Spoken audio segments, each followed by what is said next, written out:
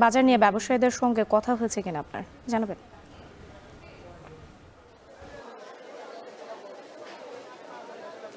রাত্রি আজকে আমরা যে বাজারটিতে রয়েছে এটি একটি খুচরা বাজার এবং এখানের ব্যবসায়ীরা যেটি বলছেন যে মূলত গত এক সপ্তাহ ধরে কিন্তু ডিমের বাজার বেশ ঊর্ধ্বমুখী রয়েছে।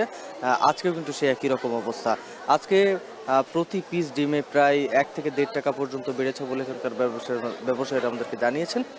এখানকার খুচরা ব্যবসায়ীরা যেটি বলছেন যে মূলত তারা যেসব জায়গা থেকে ডিম কিনে আনছেন সেই সব জায়গা থেকে কিন্তু ডিমের দাম বাড়িয়ে দেওয়া হয়েছে। মূলত তারা যেটি বলছেন যে এখানে গত সপ্তাহে কিন্তু ডিম যে দামে বিক্রি করেছেন এখানে কিন্তু প্রতি হালি ডিম আজকে প্রায় ৬ থেকে ৭ টাকা পর্যন্ত বেশি দামে কিন্তু বিক্রি করা হচ্ছে।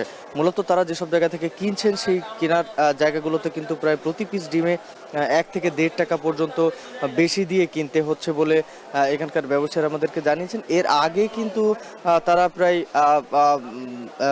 ৫০ পয়সা থেকে ১ টাকা পর্যন্ত এর আগেও কিন্তু বেড়েছিল প্রতি হালিতে। তারপরে কিন্তু আস্তে আস্তে প্রতি পিসে সেই দাম বৃদ্ধি পেয়েছে বলে এখানকার ব্যবসায়ীরা জানিয়েছেন। তারা যেটি বলছেন যে মূলত কিন্তু যে খামারগুলো থেকে মূলত ডিম উৎপাদন করা হয়, মুরগির যে ফার্মগুলো রয়েছে সেই জায়গাগুলোতে কিন্তু ডিমের দাম বাড়িয়ে দেওয়া হয়েছে।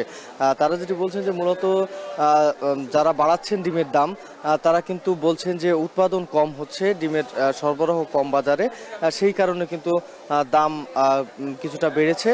তবে আরও কিছু ব্যবসায়ীরা রয়েছেন তারা যেটি বলছেন যে মূলত কিন্তু সিন্ডিকেটের একটি সমস্যা রয়েছে। এখানে অনেকেই কিন্তু ডিম মজুত করে এবং ফ্রিজার করে রেখে বাজারে সেটি বিক্রি করে এবং সেসব কারণেই কিন্তু দাম অনেকটাই বাড়তে পারে।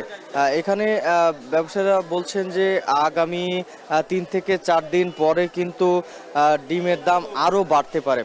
কারণ যেহেতু ডিমের যে সরবরাহকারীরা রয়েছেন তারা বলছেন যে ডিমের সংকট রয়েছে এবং এই সংকটকে ঘিরে কিন্তু দাম আরও ঊর্ধ্বমুখী হতে পারে বলে বলছেন এখানকার ব্যবসায়ীরা।